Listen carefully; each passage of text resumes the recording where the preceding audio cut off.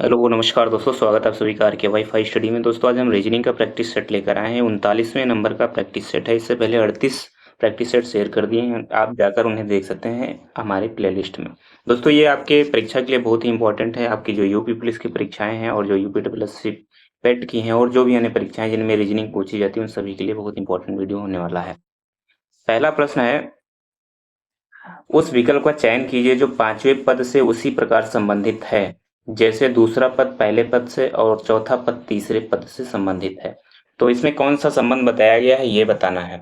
तो अगर आप इसे ध्यान से देखेंगे तो जो प्लेन है PALAN, इसका संबंध हमें बताना है QOM से। तो जैसे यहाँ पर P दिया गया है और P के पहले कौन सा अक्षर आता है, बाद में कौन सा अक्षर आता है। जो बाद में आता है उससे पहले लिखा गया है, यानी क्यों जो है P से बाद में आता है, और P से पहले कौन सा आता है, O आता है, तो यहाँ पर O लिखा गया है। इसी तरीके से L के पहले कौन आता है, L के पहले आता है आपका K और बाद में आता है M।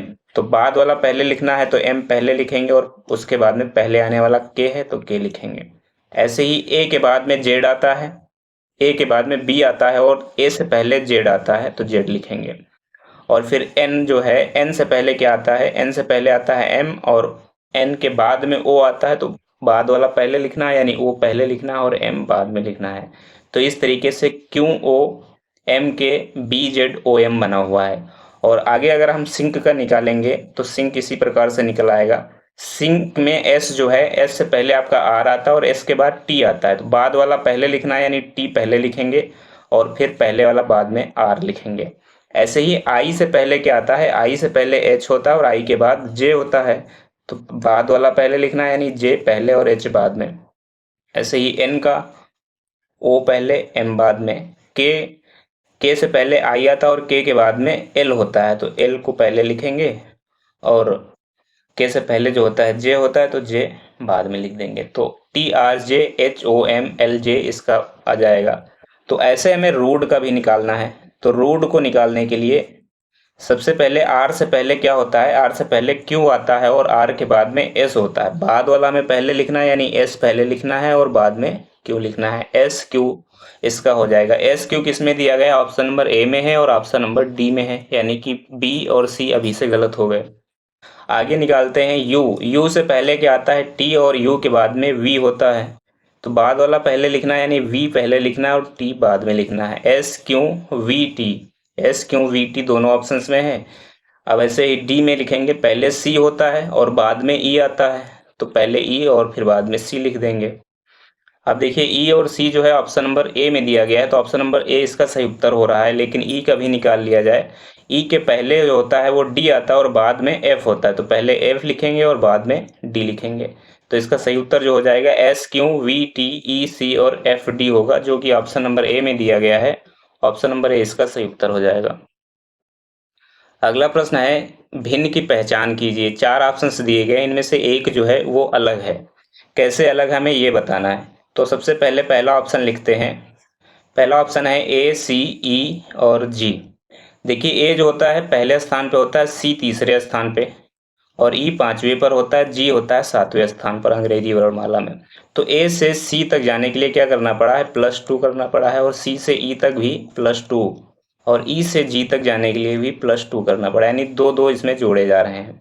दूसरा वाला चेक करते हैं। दूसरे में है बी डी एफ और जी।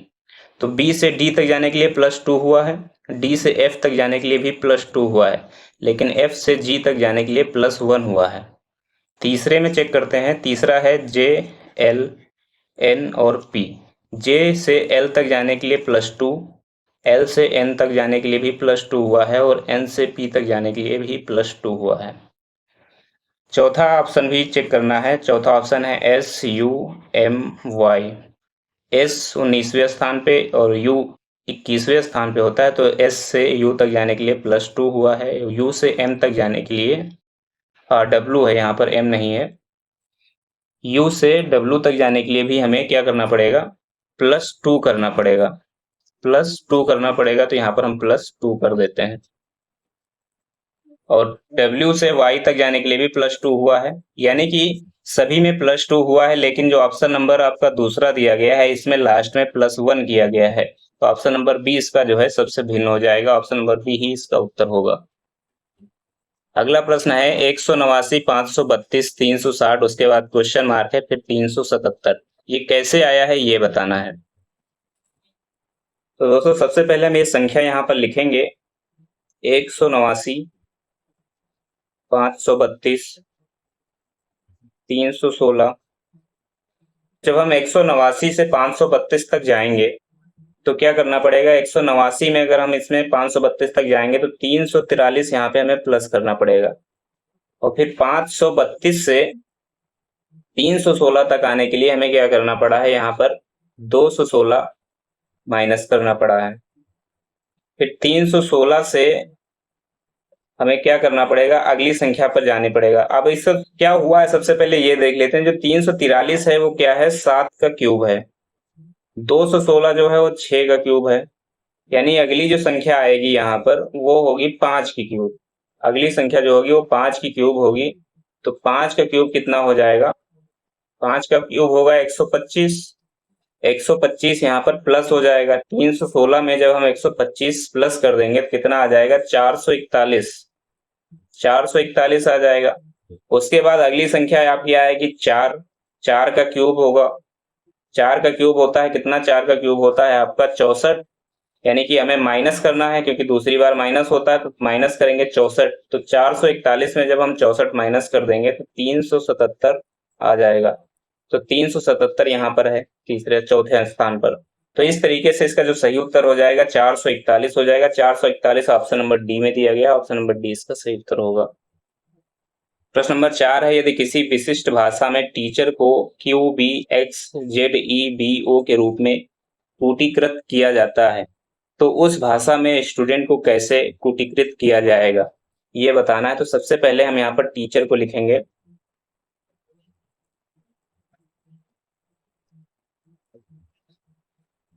टीचर को, और उसके बाद नीचे हम उसका जो कोड आया है वो लिखते हैं, Q B X Z E B O. अब देखिए यहाँ पर टी से क्यू तक आने के लिए क्या हुआ है, -3 हुआ है, यानी 20 पे टी होता है और क्यू 17 पे, तो 20 से 17 तक आने के लिए -3 करना पड़ेगा। ई से बी तक आने के लिए भी -3 करना पड़ेगा, और ए से एक्स तक जाने के लिए भी हमें -3 ही करना पड़ेगा, यानी हर बार -3 हो रहा है। सी से जेड तक जाने के लिए भी -3, और एच से ई तक आने के लिए भी -3, और ई से बी तक आने के लिए भी -3 हुआ है, और आर से ओ तक आने के लिए भी -3 हुआ है। तो इसी तरीके से स्टूडेंट में भी हमें हर बार -3 करना पड़ेगा। तो जब हम -3 करेंगे स्टूडेंट में तो क्या आएगा, 19 में से अगर हम 3 माइनस करेंगे तो 16 आएगा। 16वें स्थान पर आपका पी होता है। 20 में से -3 करेंगे तो 17 होगा, और 17वें स्थान पर क्यू होता है, यानी पी क्यू होगा। 21 में -3 करेंगे तो 18 बचेगा, 18वें स्थान पर आर होता है। 4 में -3 करेंगे तो 1 बचेगा, और 1वें स्थान पर ए होता है। 5 में -3 करेंगे तो कितना बचेगा, 2, और दूसरे स्थान पर आता है बी। 14 में -3 करेंगे 12 बचेगा, 12वें स्थान पर एल होता है।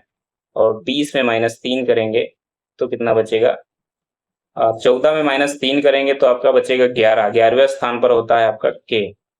और 20 में -3 करेंगे तो बचेगा 17, और 17वें स्थान पर होता है क्यू। तो P Q R A B K और क्यू लास्ट में होगा, तो P Q R A B K last में क्यू ऑप्शन नंबर बी में दिया गया है, तो ऑप्शन नंबर बी इसका जो है वो सही उत्तर होगा। प्रश्न नंबर 5 है, यदि वर्टिकल शब्द के सभी अक्षरों को वर्णानुक्रम के अनुसार पुनः लिखा जाए तो कितने अक्षरों का स्थान परिवर्तन नहीं होगा।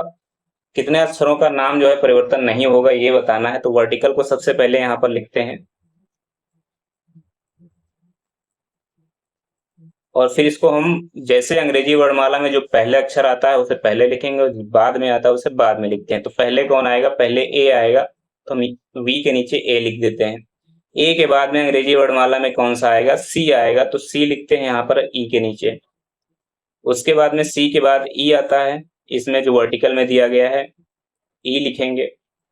फिर आपका अगला आएगा इसमें से आई, चौथे स्थान पर आई हो जाएगा। 5वें स्थान पर आपका आ जाएगा एल, और 6ठे स्थान पे होगा इनमें से आर, 7वें स्थान पर टी हो जाएगा और 8वें स्थान पर वी हो जाएगा।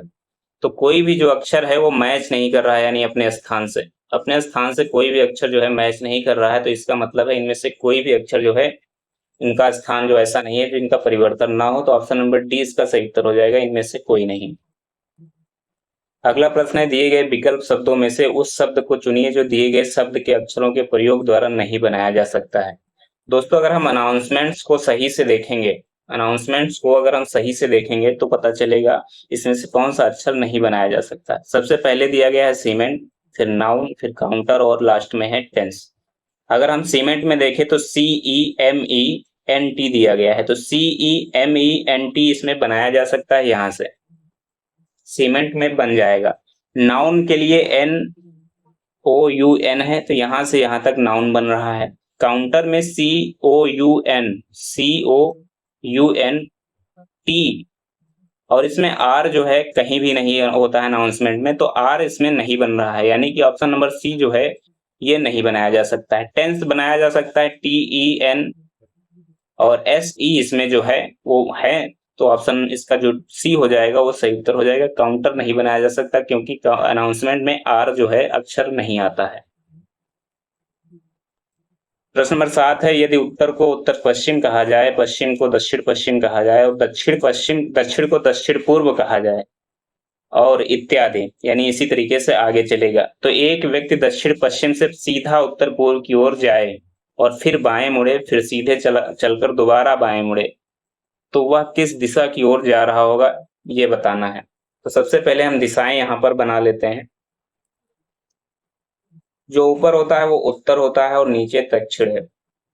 बाईं तरफ आपका पश्चिम हो जाएगा और दाहिनी तरफ आपका पूर्व होगा। तो बताया गया है उत्तर को उत्तर पश्चिम कहा गया, यानी यहाँ पर ये सिर्फ उत्तर नहीं है, उत्तर पश्चिम है। फिर क्या कहा गया, पश्चिम को दक्षिण पश्चिम कहा गया है, ये जो है दक्षिण पश्चिम है, सिर्फ पश्चिम नहीं है।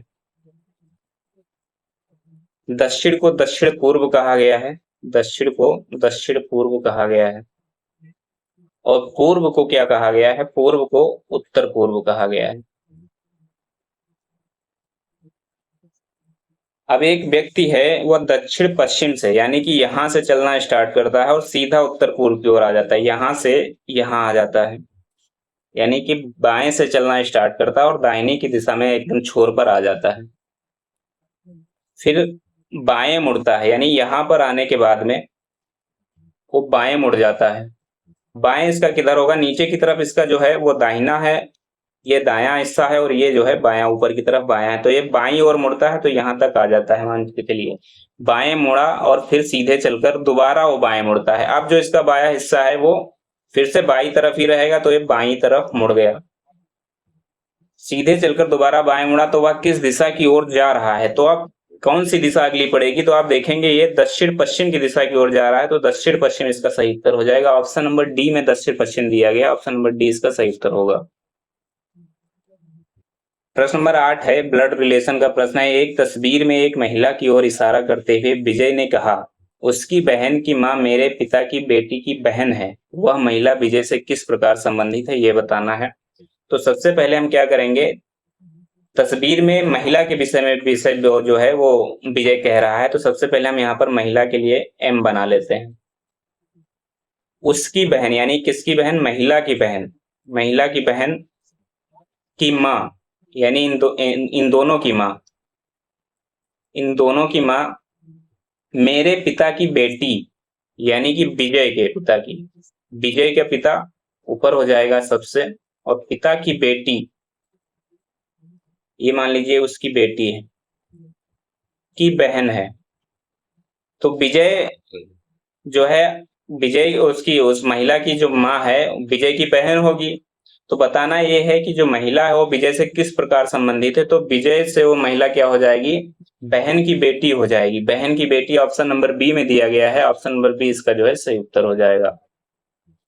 प्रश्न नंबर 9 है, 52 बच्चों की एक कक्षा में बिलाल का स्थान नीचे से 11वें स्थान पर है। मान लीजिए कि यहां से कोई एक पंक्ति बनी हुई है और नीचे से यहां तक बिलाल का स्थान जो है वो 11वां है, यानी कि बिलाल के पीछे कितने लोग होंगे, 10 लोग होंगे, तभी तो 11वें स्थान पर है। सलमान बिलाल से 9 स्थान ऊपर है, यानी कि 11 में प्लस 9 कर देंगे, 11 में प्लस 9 कर देंगे तो सलमान का स्थान हमें पता चल जाएगा। सलमान जो है नीचे से कितने स्थान पर है, 20वें स्थान पर है। सलमान जो है नीचे से 20वें स्थान पर हो जाएगा।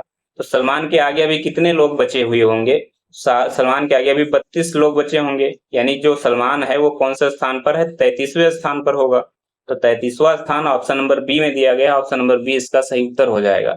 अगर आप इसे मेथड से करेंगे तो इस प्रकार से ये होगा, जैसे मान लीजिए कुल बच्चे हैं 52, कुल बच्चे 52 है और सलमान उसका जो बिलाल का स्थान है 11 है और सलमान जो है बिलाल से 9 स्थान आगे है तो 20 हो जाएगा, यानी 20वें स्थान पर सलमान हो जाएगा।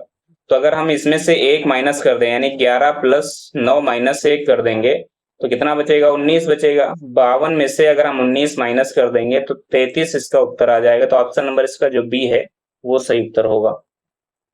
प्रश्न नंबर 10 है, 8 मित्र P, Q, R, S, T, U, V और W एक वृत्ताकार मेज के चारों ओर समान दूरी पर मेज के केंद्र की ओर उन्मुख होकर दक्षिणावर्त समान क्रम में बैठे हैं। यदि S पश्चिम में बैठा है तो दक्षिण पश्चिम दिशा में कौन होगा। यानी कि यहाँ पर एक वृत्त बना हुआ है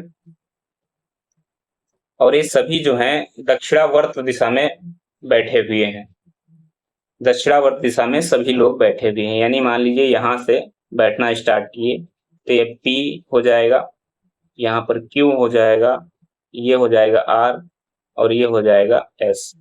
S जो है पश्चिम की तरफ होगा, यानी कि ये दिशा हो जाएगी पश्चिम, ये हो जाएगा पूर्व। उसके बाद में Q जो होगा वो दक्षिण की तरफ हो जाएगा। 8 लोग बैठाने हैं तो हमें यहाँ पर दक्षिण पूर्व, उत्तर पूर्व ये भी लिखना पड़ेगा। तो S के बाद क्या आएगा, S के बाद आएगा आपका T और T के बाद U होगा, U के बाद V आ जाएगा और V के बाद W हो जाएगा। P, Q, R, S, T, U, V और W हो जाएगा। तो बताना ये है कि दक्षिण पश्चिम दिशा में बैठा कौन है, दक्षिण पश्चिम दिशा में कौन बैठा हुआ है दक्षिण पश्चिम में। तो जैसे ये मान लीजिए दक्षिण है, ये दक्षिण है,